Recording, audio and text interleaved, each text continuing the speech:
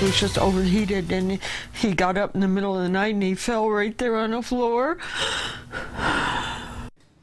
A veteran's widow in pain. She lost her husband after Irma, and now she's facing crippling debt. He died days after Irma and now owes the hospital thousands of dollars. She says Veterans Affairs won't pick up the tab.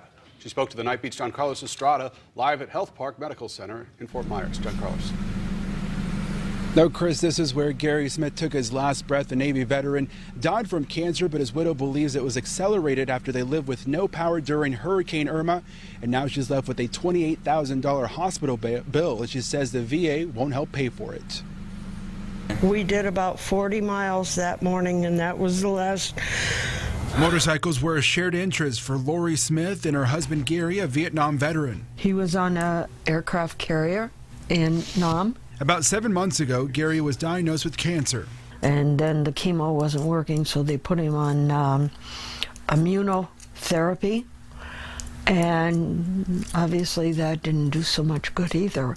All his cancer treatment paid for by the VA, according to her. But then Irma hit and knocked out their power. He was just overheated, and he got up in the middle of the night and he fell right there on the floor.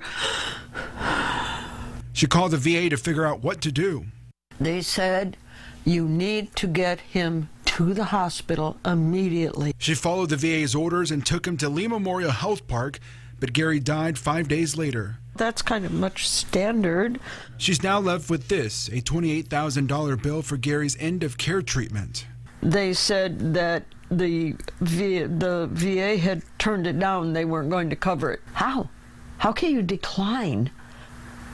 This is a military man. Mm-hmm. I'm totally angry. For now, Smith will continue to call the VA for a straight answer and protest the treatment of her dear husband. Our military people are in distress because they're not getting the help they need. And the VA, we did reach out to them. They say their community care unit will reach out to Laureen to discuss the bill and try to figure out what went wrong. They do say that they ask that veterans go, if they're in serious critical condition, to go to the nearest ER, but it is the hospital's responsibility to let them know when they're treating a critically injured veteran.